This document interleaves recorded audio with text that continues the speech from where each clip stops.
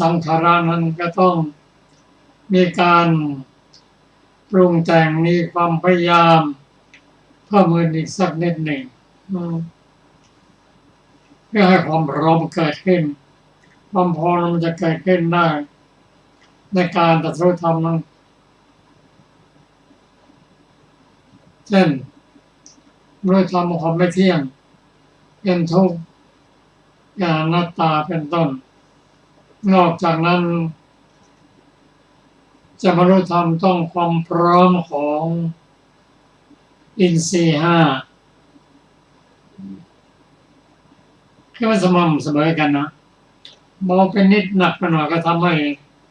การบรรลุธรรมนั้นช้าลงอันนี้เป็นเรื่องที่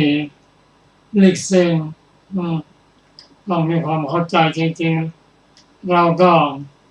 ศึกษากันไปในส่วนที่พอจะเข้าใจได้เพื่อความเข้าใจของพระสูตรนี้ท่านจะรับฟังพระสูตรเต็มๆอีกครั้งหนึ่งก็ขอเชิญอาจารย์สรภาค่ะสวัสดีค่ะท่านผู้ฟังที่เคารพทุกท่านสังขารสูตรว่าด้วยบุคคลสี่จำพวกดูก่อนภิกษุทั้งหลายบุคคลสี่จำพวกนี้มีปรากฏอยู่ในโลกสี่จำพวกเป็นไฉนบุคคลบางคนเป็นสังขาระปฏิสังขาระปรินิพพายีในภพปัจจุบันแห่งบุคคลบางคนเป็นสังขาระปรินิพพายีเพราะกายแตกไปหนึ่งบุคคลบางคนเป็นอสังขาระปรินิพพายีในภพปัจจุบันหนึ่งบุคคลบางคนเป็นอสังขาระปรินิพพายีเพราะกายแตกไปหนึ่งบุคคลเป็นสังขาระปรินิพพายีในภพปัจจุบันเป็นอย่างไรภิกษุในพระธรรมวินัยนี้พิจารณาเห็นความไม่งามในร่างกายมีความสำคัญปฏิกูลในอาหารมีความสำคัญไม่น่าเพลิดเพลินยินดีในโลกทั้งปวงพิจารณาเห็นความ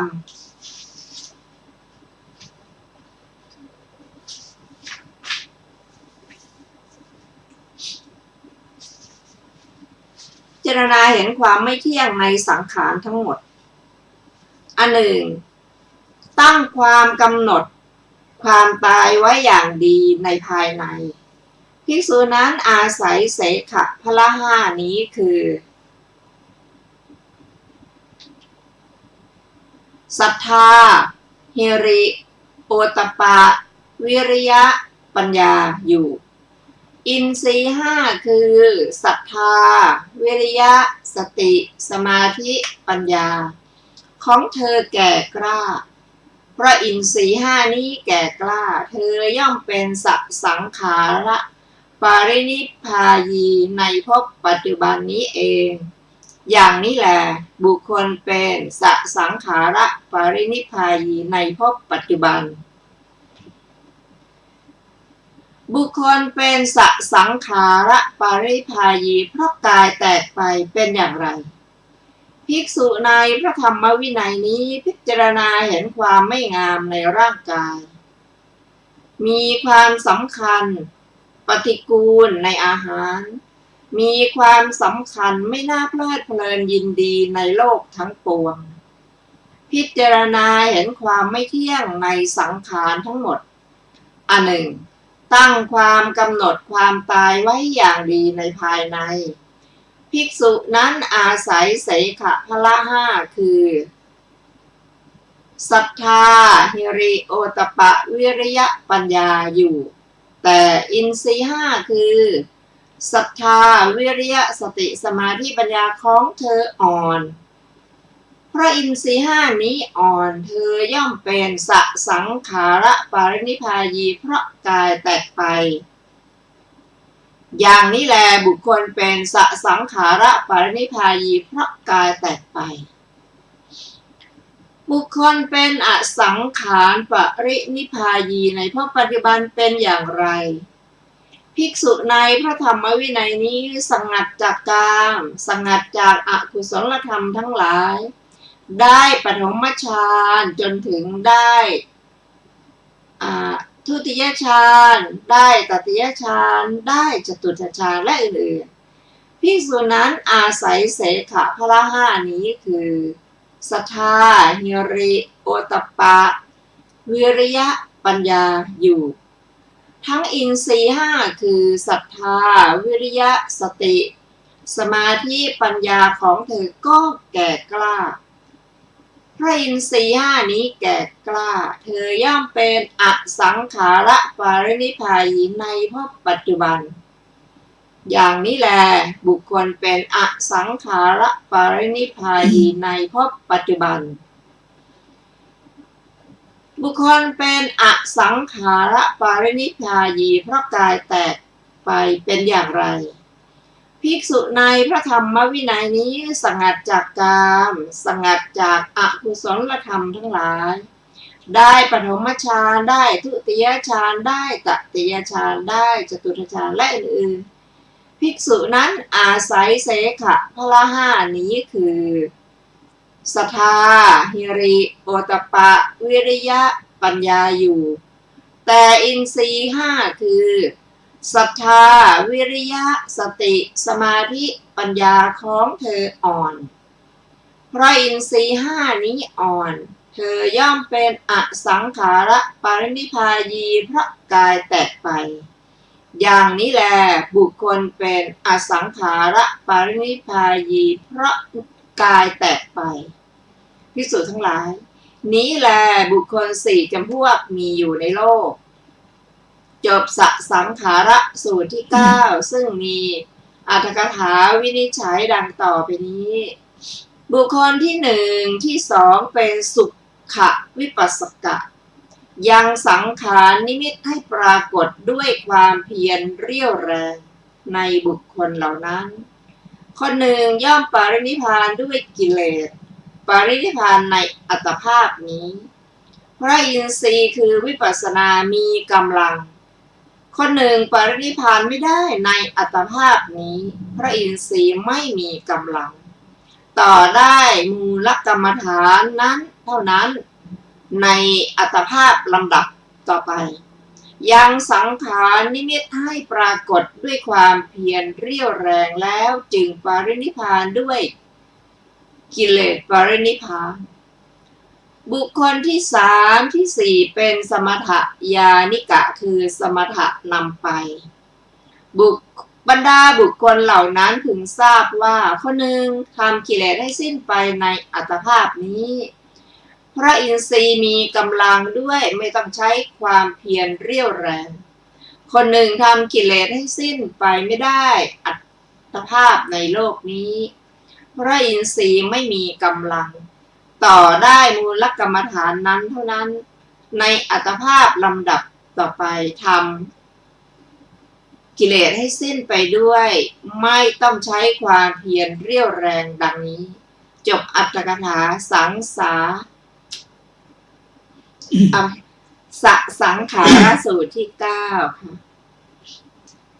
ท่านผู้ฟังที่เคารพเราจะเห็นว่าการจะบรรลุเป็นพระอรหันต์เป็นพระอรหันต์นั้นมีอยู่2พวกใหญ่คือสังขาระกับอสังขาระสังขาระหมายความว่าจะต้องเพิ่มกำลังมีการโน้มน้าวชักชวนส่วนอสังขาระนั้นท่านพร้อมอยู่แล้วพร้อมเพราะอะไรพร้อมทางด้านสมถะและวิปัสสนาส่วน2พวกแรกนั้นพร้อมในด้านวิปัสสนาแต่ไม่พร้อมคือไม่ได้ฌาน4นั่นเองแต่ทั้ง4ส่วนนี้4จำพวกนี้ก็จะต้อง อาศัยอินทรีย์ห้าทำงานสม่ำเสมอกันอินทรีย์ห้าได้แก่ศรัทธาควบคู่ไปกับปัญญาวิริยะควบคู่ไปกับสมาธิส่วนสตินั้นมีมากเท่าไหร่ก็ยิ่งดีทั้งห้าแต่จะมากไงก็ต้องเสมอกันคือจะยกของหนักๆนะใช้บุคคล5 คนนั้น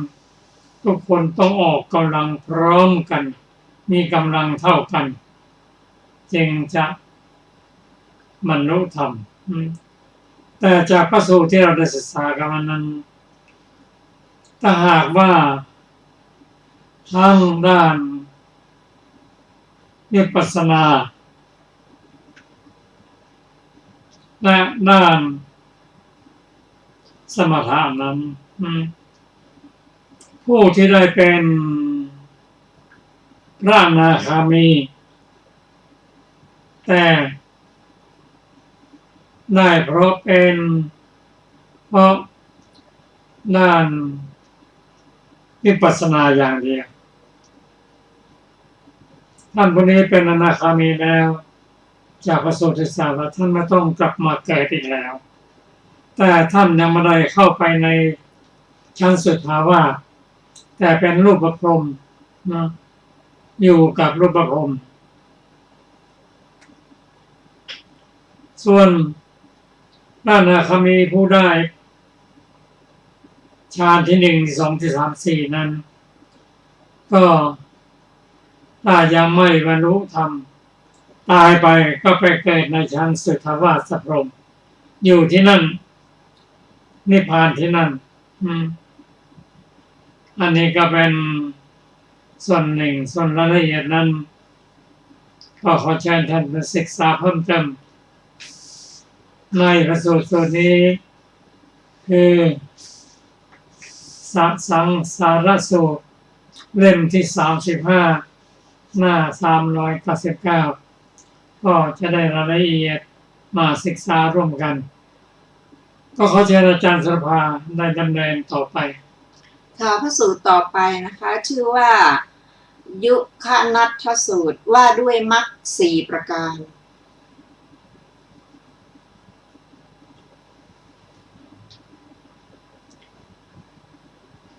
สมัยหนึ่งพระอานนท์อยู่ณโค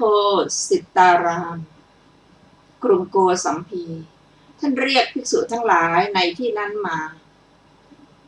และแสดงธรรมว่าอาวุโสทั้งหลายสหธรรมิกผู้ใดผู้หนึ่งเป็นภิกษุก็ตามภิกษุณีก็ตามพยากรณ์การบรรลุพระอรหันต์ในสำนักของเราด้วยมรรค4โดยประการทั้งปวงหรือว่าด้วยมรรคใดมรรคหนึ่งในมรรค4นั้น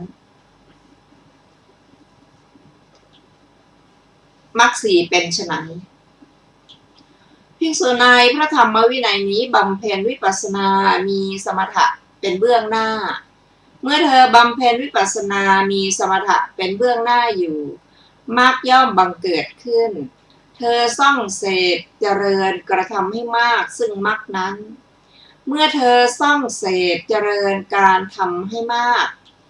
ซึ่งมรรคนั้นอยู่ย่อมละสังโยชน์ได้อนุสัยก็ย่อมสิ้นไปอีกอย่างหนึ่งภิกษุในพระธรรมวินัยนี้บำเพ็ญสมถะมีวิปัสสนาเป็นเบื้องหน้าเมื่อเธอบำเพ็ญสมถะมีวิปัสสนาเป็นเบื้องหน้าอยู่มรรคย่อมบังเกิดขึ้นเธอส่องเสพเจริญกระทำให้มากซึ่งมรรคนั้นเมื่อเธอส่องเสพเจริญการทำให้มากซึ่งมรรคนั้นอยู่ย่อมละสังโยชน์ได้อนุสัยก็ย่อมสิ้นไปอีกอย่างหนึ่งภิกษุในธรรมวินัยนี้บำเพ็ญสมถะและวิปัสสนาคู่เป็นคู่กันไปเมื่อเธอบำเพ็ญสมถะและวิปัสสนาเป็นคู่กันไปอยู่มรรคย่อมบังเกิดขึ้นเธอส่องเสพเจริญกระทำให้มากซึ่งมรรคนั้นย่อมละสังโยชน์ได้ อนุสัยก็ย่อมสิ้นไปอีกอย่างหนึ่งใจของภิกษุปราศจากอุทธัจจะในธรรมแล้วสมัยนั้นจิตย่อมตั้งมั่นหยุดนิ่งอยู่ภายในเป็นหนึ่งแน่วแน่เป็นสมาธิมักย่อมเกิดแก่ภิกษุนั้น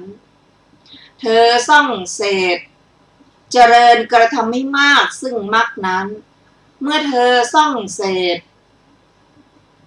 เจริญกระทำให้มากซึ่งมรรคนั้นย่อมละสังโยชน์ได้อนุสัยก็ย่อมสิ้นไปอาวุโสทั้งหลายผู้ใดผู้หนึ่งเป็นภิกษุก็ตามภิกษุณีก็ตามมาพยากรณ์การบรรลุพระอรหันต์ในสมรรคของเราด้วยมรรคสี่นี้โดยประการทั้งปวงหรือด้วยมรรคใดมรรคหนึ่งในสี่มรรคนั้นจบยุคนันทสูตรที่10และจบปฏิปทาวรรคที่2ซึ่งมีอรรถกถาของยุคนัทสูตรดังต่อไปนี้บทว่าสมถะปุพพังขมังได้แก่ทำสมถะไปเบื้องหน้าคือให้เป็นปุเรจาริกบทว่ามัคโคสัญชายติได้แก่โลกุตรมรรคที่หนึ่งย่อมเกิดขึ้นบทว่าโสตังมัคคังความว่าชื่อว่าอาเสวะนะเป็นต้นไม่มีแก่มรรคอันเป็นไปในขณะจิตเดียวแต่เมื่อยังมรรคที่สองให้เกิดขึ้นท่านกล่าวว่าเธอส่องเสพเจริญทำให้มากซึ่งมรรคนั้นนั่นแหละบทว่าวิปัสสนาปุพังขมังได้แก่ทำวิปัสสนาไปเบื้องหน้าคือให้เป็นปุเรจาริกบทว่าสมถะภาเวติความว่าโดยปกติผู้ได้วิปัสสนาตั้งอยู่ในวิปัสสนาย่อมยังสมาธิให้เกิดขึ้นบทว่ายุคนัตถังภาเวติได้แก่เจริญทำให้เป็นคู่ติดกันไปในข้อนั้นภิกษุไม่สามารถจะใช้จิตดวงนั้นเข้าสมาบัติแล้วใช้จิตดวงนั้นนั่นแลพิจารณาสังขารได้แต่ภิกษุนี้เข้าสมาบัติเพียงใดย่อมพิจารณาสังขารเพียงนั้น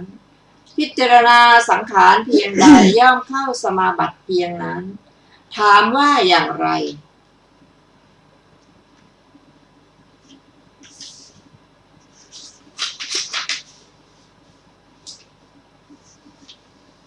ตอบว่าภิกษุเข้าปฐมฌานครั้นออกจากปฐมฌานแล้วพิจารณาสังขารทั้งหลายครั้นพิจารณาสังขารทั้งหลายแล้วเข้าทุติยฌานจนถึงเนวสัญญานาสัญญายตนะสมาบัติครั้นออกจากเนวสัญญานาสัญญายตนะสมาบัติแล้วพิจารณาสังขารทั้งหลายด้วยอาการอย่างนี้ภิกษุนี้ชื่อว่าเจริญปฐมวิปัสสนาให้เป็นคู่ติดกันไปบทว่าธรรมมุตทัจจะวิคหิตังความว่าอันอุทธัจจะได้แก่วิปัสสนูกิเลสวิปัสสนูปกิเลส10ในธรรมคือ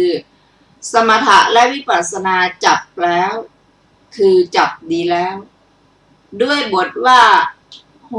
ติโสอาวุโสสมโยนี้ท่านกล่าวถึงการที่ได้สัปปายะ7บทว่ายันตังจิตตังได้แก่จิตที่ก้าวลงสู่วิถีแห่งวิปัสสนาในสมัยใดเป็นไปแล้วบทว่าอัจฉตังเยวะสันติคติความว่าจิตก้าวลงสู่วิถีแห่งวิปัสสนาแล้วหยุดอยู่ในอารมณ์อันได้แก่อารมณ์ภายในนั้นนั่นเองบทว่าสันนิสีคติได้แก่นิ่งโดยชอบด้วยอำนาจของอารมณ์บทว่าเอโกทิโหติได้แก่จิตมีอารมณ์เป็นหนึ่งบทว่าสมาธิยติได้แก่จิตตั้งไว้โดยชอบ คือตั้งไว้ดีแล้วคำที่เหลือในสูตรนี้มีเนื้อความง่ายทั้งนั้นจบอัตถกถายุคนาทสูตรที่10และจบปฏิปทาวรรควรรณนาที่2รวมพระสูตรที่มีในวรรคนี้ทั้งหมดด้วยกัน10สูตรก็คือสังคิตสูตรวิฏฐานสูตรอสุภาสูตรปฐมขัมมสูตรทุติยขัมมสูตรปุพยสูตรโมคคัลลานสูตรสารีปุตตสูตรสังขารสูตรยุคนัทสูตรและอัตถกถานะคะ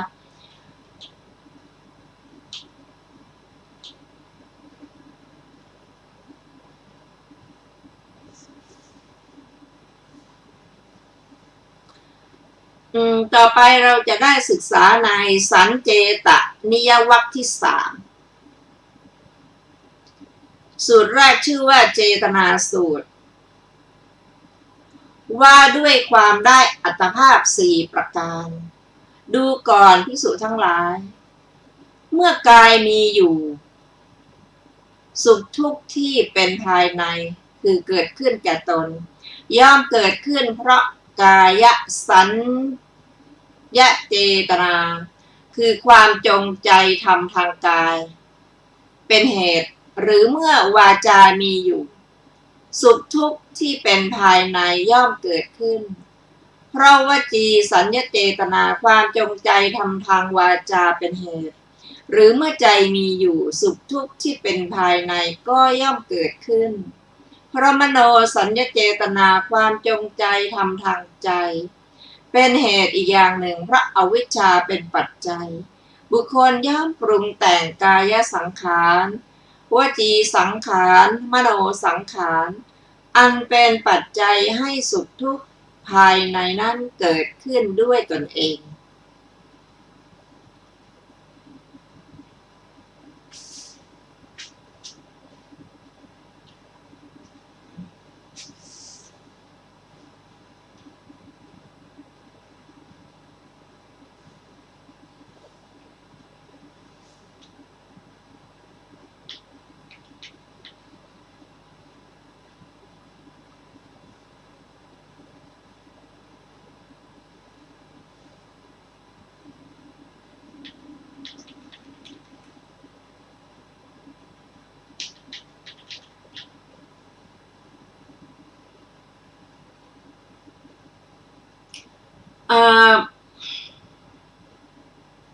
มโนสังขารนั้นอันเป็นปัจจัยให้สุขทุกข์ภายในเกิดขึ้นบ้างบุคคลนั้นไม่รู้ปรุงแต่งกายสังขารวจีสังขารมโนสังขารนั้นอันเป็นปัจจัยให้สุขทุกข์ภายในเกิดขึ้นบ้างดูก่อนภิกษุทั้งหลายอวิชชาย่อมติดตามไปในธรรมเหล่านี้เพราะอวิชชาดับสิ้นไปไม่เหลือกายวาจาใจย่อมไม่เป็นปัจจัยให้สุขทุกข์ภายในนั้นเกิดขึ้นแก่บุคคลนั้นเขตอันเป็นปัจจัยให้สุขทุกข์ภายในนั้นเกิดขึ้นย่อมไม่มีวัตถุอายตนะอธิกรณะอันเป็นปัจจัยให้สุขทุกข์ภายในนั้นเกิดขึ้นก็ย่อมไม่มีดูก่อนภิกษุทั้งหลายความได้อัตภาพ4นี้ความได้อัตภาพ4คืออะไรบ้างคือความได้อัตภาพที่สัญญาเจตนาของตนนำไปมิใช่สัญญาเจตนาของผู้อื่นนำไปก็มีความได้อัตภาพที่สัญญาเจตนาของผู้อื่นนำไปมิใช่สัญญาเจตนาของตนนำไปก็มีความได้อัตภาพที่สัญญาเจตนาของตนนำไปบ้างสัญญาเจตนาของผู้อื่นนำไปบ้างก็มีความได้อัตภาพที่สัญญาเจตนาของตนนำไปก็มิใช่สัญญาเจตนาของผู้อื่นนำไปก็มิใช่ก็มีภิกษุทั้งหลายนี้แลความได้อัตภาพ4เมื่อพระผู้มีพระภาคเจ้าตรัสอย่างนี้แล้ว พระสารีบุตรกราบทูลขึ้นว่าข้าแต่พระองค์ผู้เจริญธรรมที่พระผู้มีพระภาคเจ้าตรัสโดยย่อนี้ข้าพระพุทธเจ้าทราบเนื้อความกว้างออกไปอย่างนี้คือในความได้อัตภาพสี่นั้นความได้อัตภาพที่สัญญาเจตนาของตนนำไปไม่ใช่สัญญาเจตนาของผู้อื่นนำไปนี้การจุติจากอัตภาพนั้นแห่งเหล่าสัตว์คือผู้ได้อัตภาพนั้นย่อมมีเพราะสัญญาเจตนาของตนเป็นเหตุความได้อัตภาพที่สัญญาเจตนาของผู้อื่นนำไปมิใช่สัญญาเจตนาของตนนำไปการจุติจากอัตภาพนั้นแห่งเหล่าสัตว์ ผู้ได้อัตภาพนั้นย่อมมีเพราะสัญญาเจตนาของผู้อื่นเป็นเหตุความได้อัตภาพที่สัญญาเจตนาของตนนำไปบ้างสัญญาเจตนาของผู้อื่นนำไปบ้างนี้การจุติจากอัตภาพนั้นแห่งเหล่าสัตว์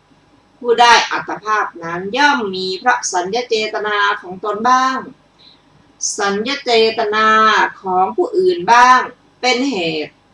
ส่วนความได้อัตภาพที่สัญญาเจตนาของตนนำไปก็มิใช่สัญญาเจตนาของผู้อื่นนำไปก็มิใช่เหล่าสัตว์ผู้ได้อัตภาพนั้นได้แก่เทวดาจำพวกไหนพระผู้มีพระภาคเจ้าตรัสตอบว่าได้แก่เทวดาเหล่าเนวสัญญานาสัญญายตนะพระสารีบุตรกราบทูลถามต่อไปว่าอะไรเนาะเป็นเหตุเป็นปัจจัยพระพุทธเจ้าข้าที่ทำให้เราสัตว์บางพวกผู้จุติจากอัตภาพเนวสัญญานาสัญญายตนะนั้นแล้วเป็นอนาคามีมาสู่อัตภาพอย่างนี้อีกอันหนึ่งอะไรเนาะเป็นเหตุเป็นปัจจัยที่ทำให้เหล่าสัตว์บางพวกผู้จุติจากอัตภาพนั้นแล้วเป็นอนาคามี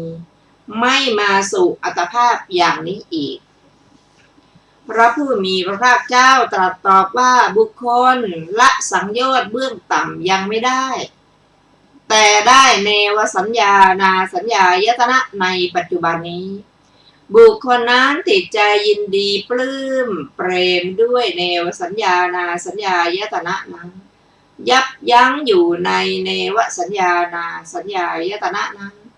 ปักใจในเนวสัญญานาสัญญายตนะนั้นช่ำอยู่ด้วยเนวสัญญานาสัญญายตนะนั้นไม่เสื่อมจนทำกาลกิริยาย่อมไปเกิดอยู่ร่วมกับเทวดาเหล่าเนวสัญญานาสัญญายตนะบุคคลนั้นจุติจากอัตภาพนั้นย่อมเป็นอนาคามีมาสู่อัตภาพอย่างนี้อีกส่วนบุคคลบางคนละสังโยชน์เบื้องต่ำได้แล้วได้เนวสัญญานาสัญญายตนะในปัจจุบันนี้บุคคลนั้นติดใจยินดีปลื้มใจด้วยเนวสัญญานาสัญญายตนะนั้นและอื่นๆไม่เสื่อม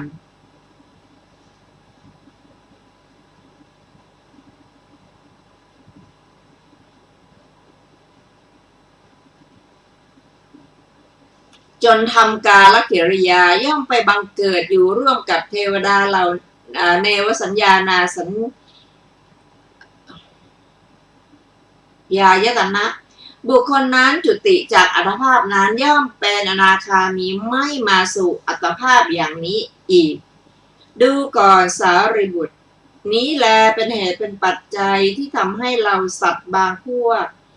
จุติจากอัตภาพนั้นแล้วเป็นอนาคามีมาสู่อัตภาพอย่างนี้อีก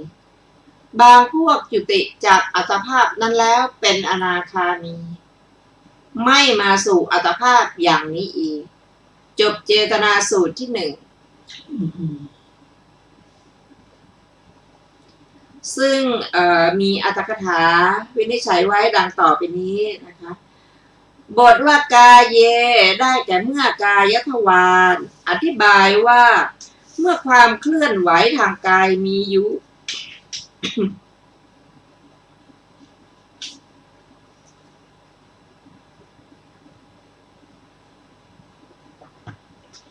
ในบทว่ากายสัญญาเจตนาเหตุเป็นต้นความสำเร็จแห่งเจตนา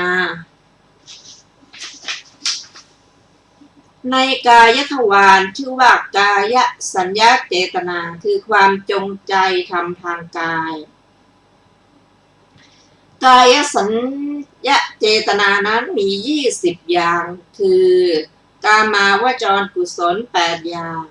อกุศล12อย่างขอไป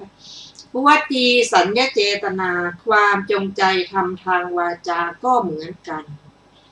มโนสัญญาเจตนาความจงใจทำทางใจก็เหมือนกัน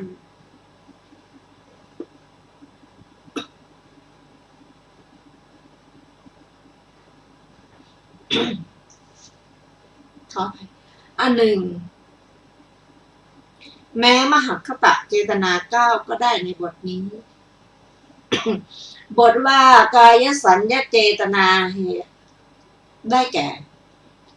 เพราะกายสัญญาเจตนาเป็นปัจจัยบทว่าอุปัชชติอัจฉันตังสุขทุกขังได้แก่สุขเกิดขึ้นภายในตนเพราะกุศลกรรม8เป็นปัจจัยทุกข์เกิดขึ้นเพราะอกุศลกรรม12เป็นปัจจัยแม้ในทวารที่เหลือก็มีนัยยะนี้เหมือนกันบทว่าอวิชชาปัจจยาวาได้แก่เพราะอวิชชาเป็นเหตุจริงอยู่ทว่าอวิชชาที่ถูกปกปิดไว้เป็นปัจจัยเมื่อเป็นเช่นนั้นเจตนาอันเป็นปัจจัยแห่งสุขและทุกข์ในทวาร3ย่อมเกิดขึ้นนี้ท่านกล่าวด้วยอำนาจปัจจัยอันเป็นมูลด้วยประการชนี้ในบทว่าอวิชชาปัจจยาวาสามังวาเป็นต้นบุคคลอันคนอื่นไม่ได้ใช้เมื่อปรุงแต่งด้วยตนเองชื่อว่าปรุงแต่งกายสังขารเองชักชวนคนอื่นให้ปรุงกายสังขารใดคนอื่นชื่อว่าปรุงกายสังขารนั้นของเขาก็บุคคลใดรู้กุศลว่าเป็นกุศลรู้อกุศลว่าเป็นอกุศลรู้กุศลวิบากว่าเป็นกุศลวิบากรู้อกุศลวิบากว่าเป็นอกุศลวิบากย่อมปรุงสังขาร20อย่างในกายทวารบุคคลนี้ชื่อว่ารู้ปรุงสังขารบุคคลใดไม่รู้อย่างนี้ปรุงสังขารบุคคลนี้ชื่อว่าไม่รู้ปรุงสังขารแม้ในทวารที่เหลือก็นัยยะนี้เหมือนกันในข้อนั้นพึงทราบการทำโดยไม่รู้ตัวดังนี้พวกเด็กรุ่นคิดว่าเราจะทำกิจที่มารดาบิดาทำไว้จึงไหว้เจดีย์บูชาด้วยดอกไม้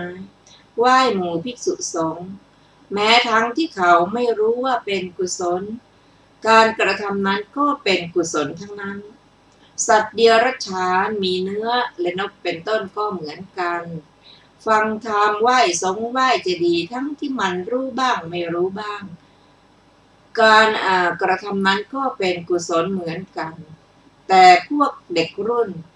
เอามือและเท้าเตะตีมารดาบิดายกมือขู่ตะคอกขว้างก้อนดินด่าแม่โคไล่ตามหมู่ภิกษุเหล่าสุนัขไล่ตามกัดสีหะและพยัคฆ์เป็นต้นไล่ตามฆ่าทั้งที่มันรู้บ้างไม่รู้บ้างพึงทราบว่าเป็นอกุศลกรรมบัดนี้พึงรวบรวมเจตนาอันประมวลลงในทวารแม้ทั้ง3ถามว่าอย่างไรตอบว่าในกายทวารเจตนาที่ทำด้วยตนเองเป็นมูล20ที่คนอื่นใช้เป็นมูล20ที่รู้ตัวเป็นมูล20ที่ไม่รู้ตัวเป็นมูล20รวมเป็นเจตนา80ในวจีทวารก็เหมือนกัน แต่ในมโนทวารวิกัป11วิกัปละ29รวมเป็น116ดังนั้นเจตนาแม้ทั้งหมดในทวารสามี276เจตนาแม้ทั้งหมดนั้นย่อมนับได้ว่าเป็นสังขารขันธ์ทั้งนั้นการเสวยอารมณ์สัมปยุทธ์ด้วยสังขารนั้นเป็นเวทนาขันธ์อาการรู้จำเป็นสัญญาอาการรู้จำเป็นสัญญาจิตเป็นวิญญาณขันธ์กายเป็นอุปาทานรูปอุปาทารูปธาตุสี่ที่เป็นปัจจัยแห่งอุปาทารมณ์เป็นภูตรูปสี่ขันธ์ห้าดังกล่าวมาเหล่านั้นชื่อว่าทุกขสัจบทว่าอิเมสุภิกขเวทเมสุอวิชชานุปติตาความว่าอวิชชาตกไปแล้วในเจตนาธรรมมีประเภทดังกล่าวแล้วเหล่านี้ด้วยอำนาจสหชาตปัจจัยและอุปนิสยปัจจัยเป็นอันท่านแสดงถึงวัฏฏะและอวิชชาที่เป็นมูลแห่งวัฏฏะด้วยอาการอย่างนี้บัดนี้พระผู้มีพระภาคเจ้าเมื่อจะทรงสรรเสริญพระขีณาสพผู้เจริญวิปัสสนาด้วยเหตุเพียงเท่านี้แล้วบรรลุพระอรหันต์จึงตรัสว่าอวิชชายะตเววะอเสสะวิราคะนิโรธาดังนี้เป็นอาทิในบทเหล่านั้นบทว่าอเสสะวิราคะนิโรธาได้แก่สำรอกโดยไม่เหลือและดับโดยไม่เหลือบทว่าโสกายโยนะโหติความว่าการกระทำทางกายของพระขีณาสพย่อมปรากฏเป็นต้นอย่างนี้คือการกวาดลานเจดีย์การกวาดลานโพการก้าวไปและการถอยกลับการทำวัดปฏิบัติแต่ในกายทวารเจตนา20ของพระขีณาสพนั้นย่อมถึงความเป็นกิจไม่มีวิบากเป็นธรรมดาด้วยเหตุนั้นท่านจึงกล่าวว่าโสกายโยนะโหติยัมปัจจยายัมปัจจยสะตังอุปัชชติอัจฉันตังอัจฉตังสุขะทุกขังกายอันเป็นปัจจัยให้สุขทุกข์ภายในของพระขีณาสพนั้นเกิดไม่มีเจตนาอันเป็นไปในกายทวารท่านประสงค์ว่ากายในที่นี้แม้ในสองบทที่เหลือก็นัยยะนี้เหมือนกันแม้บทมีอาทิว่าเขตตังดังนี้ก็เป็นชื่อของกรรมทั้งที่เป็นกุศลและอกุศลนั่นแลจริงอยู่สุขและทุกข์นั้นท่านกล่าวว่าชื่อว่าเขตเพราะอัตถกถาเพราะอัตถะว่าเป็นที่งอกแห่งวิบากชื่อว่าวัตถุเพราะอัตถะว่าเป็นพื้นที่ตั้งชื่อว่าอายตนะเพราะอัตถะว่าเป็นเหตุชื่อว่าอธิกรณะเพราะอัตถะว่าเป็นเรื่องราวพระศาสดาครั้นทรงแสดงกรรมอันประมวลลงด้วยทวารสามโดยฐานะประมาณเท่านี้แล้วบัดนี้เพื่อจะทรงแสดงถึงฐานะอันเป็นผลของกรรมนั้นจึงตรัสว่าจัตตารโรเมภิกขเวดังนี้เป็นอาทิในบทนั้นบทว่าอัตตภาวะปฏิลาภาได้แก่อัตภาพที่ทนได้แล้วบทว่าอัตตสัญญาเจตนากรรมติได้แก่เจตนาที่ตนดำริไว้ย่อมนำไปคือย่อมเป็นไปในบทมีอาทิว่าอัตตสัญญาเจตนาเหตุเตสังสัตตานังตัมหากายาจุติโหติการจุติจากกายนั้นของสัตว์ทั้งหลายเหล่านั้นย่อมมีเพราะสัญญาเจตนา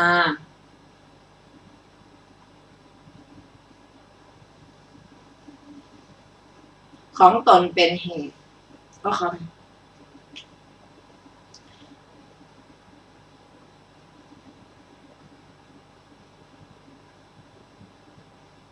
ได้แก่พวกเทพผู้เป็น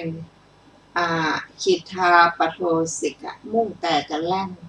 ย่อมจุติเพราะสัญญาเจตนาของตนเป็นเหตุด้วยว่าเมื่อทวยเทพเหล่านั้นดื่มด่ำอยู่ในความพอใจของทิพย์ในสวนนันทวานจิตรดาวันและปารุสกวันเป็นต้นเหนื่อยอ่อนลืมดื่มและบริโภคเขาย่อมแห้งไปเพราะขาดอาหารเหมือนดอกไม้ที่เหวี่ยงไปในแดดมโนปโทสิกาทวยเทพผู้ทำร้ายทางใจย่อมจุติเพราะสัญญาเจตนาของผู้อื่นเป็นเหตุได้แก่ทวยเทพชั้นจาตุมหาราชิกาได้ยินว่าบรรดาทวยเทพเหล่านั้นเทพบุตรองค์หนึ่งหมายจักเล่นนักขัตฤกษ์จึงพร้อมด้วย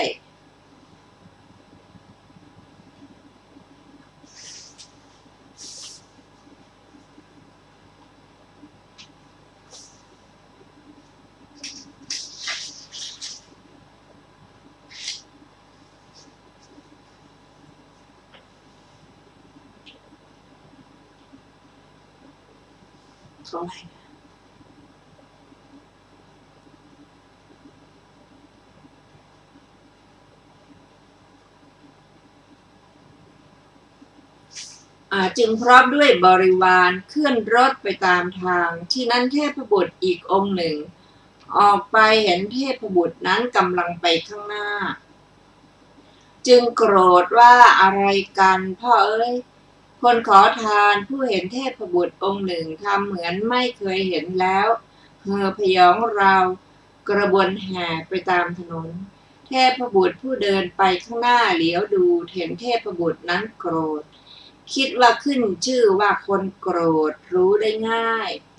ครั้นรู้ว่าเทพบุตรนั้นโกรธจริงจึงโกรธตอบว่าท่านโกรธจักทำอะไรเราได้สมบัตินี้มาด้วยอำนาจทานและศีลเป็นต้น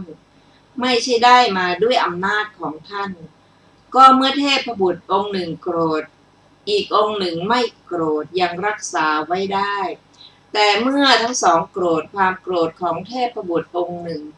เป็นปัจจัยของอีกองค์หนึ่งความโกรธของเทพบุตรองค์นั้นก็เป็นปัจจัยของเทพบุตรอีกองค์หนึ่งเพราะฉะนั้นเทพบุตรทั้งสองย่อมจุติทั้งที่สนมเทพอัปสรคร่ำครวญอยู่มนุษย์ทั้งหลายย่อมจุติเพราะสัญญาเจตนาของตนและสัญญาเจตนาของผู้อื่นเป็นเหตุอธิบายว่ามนุษย์ทั้งหลายย่อมจุติเพราะเหตุแห่งสัญญาเจตนาของตนและแห่งสัญญาเจตนาของผู้อื่นจริงอยู่มนุษย์ทั้งหลายครั้นโกรธแล้วก็เอามือบ้างเท้าบ้างทุบตีตนด้วยตนเองผูกด้วยเครื่องผูกคือเชือกเป็นต้นบ้างตัดศีรษะด้วยดาบบ้างกินยาพิษบ้างย่อมกระโดดเหวบ้างกระโดดน้ำบ้างเข้ากองไฟบ้างเอาท่อนไม้สัตราประหารแม้คนอื่นให้ตายบ้างสัญญาเจตนาของตนก็ดีสัญญาเจตนาของผู้อื่นก็ดีย่อมเป็นไปในมนุษย์เหล่านั้นด้วยอาการอย่างนี้บทว่ากัตตเมเตนะเทวาทัตถัพพาความว่าจะพึงเห็นทวยเทพเหล่านั้นเป็นไฉนหรือความว่าจะพึงเห็นทวยเทพด้วยอัตภาพนั้นเป็นไฉนดังนี้บ้างถามว่าเพราะเหตุไรพระเถระจึงถามปัญหานี้การกล่าวด้วยตนเองยังไม่พอหรือตอบว่ายังไม่พอก็บทนี้เป็นปัญหาพุทธวิสัยโดยสภาวะของปัญหาด้วยเหตุนั้นพระเถระจึงไม่กล่าวบทว่าเตนะทัตถัพพาได้แก่พึงเห็นด้วยอัตภาพนั้นก็ปัญหานี้ย่อมได้ในกามาวจรบ้างรูปาวจรบ้าง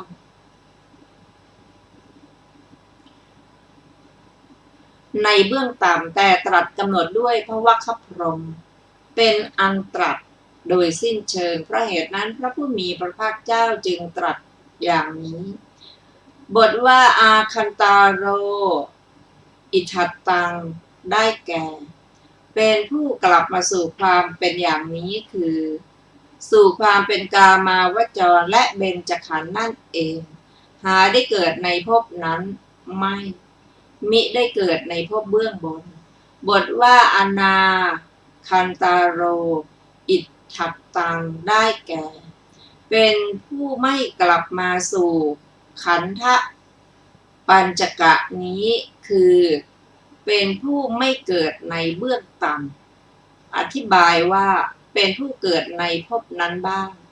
เป็นผู้เกิดในเบื้องบนบ้างเป็นผู้ปรินิพพานในภพนั้นนั่นเองบ้างในบทนี้พึงทราบสัตว์ผู้เกิดในเบื้องบนแม้ด้วยอำนาจสัตว์ทั้งหลายผู้เกิดแล้วในภพชั้นต่ำก็ขันธปัญจกะนี้ไม่มีในพระวคพรหมคำที่เหลือในบททั้งปวงง่ายทั้งนั้นเลยจบอรรถกถาของเจตนาสูตรที่ 1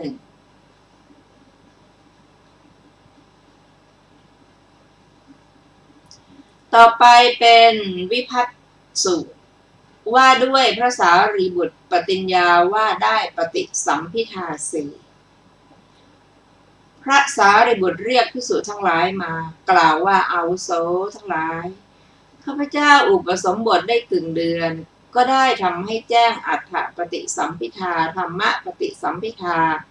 นิรุตติปฏิสัมภิทาปฏิภาณปฏิสัมภิทาโดยเป็นส่วนโดยพยัญชนะข้าพเจ้าบอกแสดงแต่งตั้งเปิดเผยจำแนกทำให้ตื้น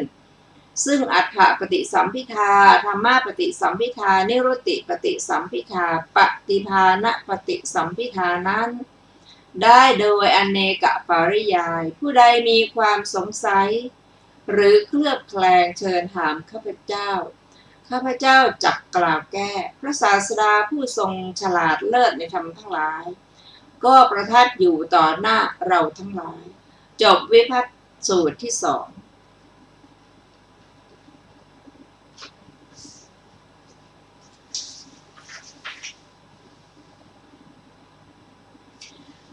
ซึ่งมีอรรถกถาดังต่อไปนี้บทว่าอัฏฐปฏิสัมภิทาได้แก่ญาณอันพึงญาณอันถึงความแตกฉานในอัฏฐะทั้งหลาย5นะคะบทว่าโอทิโสคือโดยเหตุบทว่าพยัญชนะโสคือโดยอักษรบทว่าอเนกปริยายเยนะคือโดยเหตุหลายอย่างบทว่าอาจิขามิแปลว่าบอกบทว่าเทเสมิคือบอกกล่าวทำให้ปรากฏบทว่าปัญญาเปมิคือให้เขารู้บทว่าปัฏฐเปมิคือกล่าวยกขึ้นให้เป็นไปแล้วบทว่าวิวรามิคือบอกแบบเปิดเผยบทว่าวิภชามิคือบอกแบบจำแนกบทว่าอุตตานีกโรมิคือบอกทำข้อที่ลึกซึ้งให้ตื้นบทว่าโสมังปัญเหนะได้แก่ผู้นั้นจงเข้าไปถามปัญหาเราบทว่าอาหังไวยากรเณนะความว่าข้าพเจ้าจักยังจิตของผู้นั้นให้ยินดีด้วยการแก้ปัญหาบทว่าโยโนธรรมานังสุกุสโลความว่าพระศาสดาผู้ทรงฉลาดเลิศในธรรมที่เราบรรลุแล้วพระองค์ประทับอยู่ต่อหน้าเราตรัสว่าภิว่าอัฏฐปฏิสัมภิทาเรายังไม่ทำให้แจ้งดูก่อนสารีบุตรเธอจงทำให้แจ้งก่อนแล้วจักทรงห้ามเสียเพราะเหตุนั้นพระสารีบุตรชื่อว่านั่งต่อพระพักตร์พระศาสดาบรรลือสีหนาถพึงทราบความในบททั้งหมดด้วยอุบายนี้ก็และในปฏิสัมภิทาเหล่านี้ปฏิสัมภิทา3เป็นโลกิยะอัฏฐปฏิสัมภิทาเป็นทั้งโลกิยะและโลกุตระด้วยประการฉะนี้จบอรรถกถาของวิภัตติสูตรที่ 2ท่านผู้ฟังที่เคารพค่ะวันนี้รายการศึกษาธรรมนำสุขก็ได้หมดเวลาลงแล้วขอบพระคุณทุกท่านที่ได้ร่วมศึกษาด้วยกัน เราจะมาพบกันใหม่ในวันศุกร์หน้าเวลา 14 นาฬิกาเป็นต้นไป วันนี้ขอมีความสุขสวัสดีเจริญในธรรมยิ่งๆสวัสดีค่ะ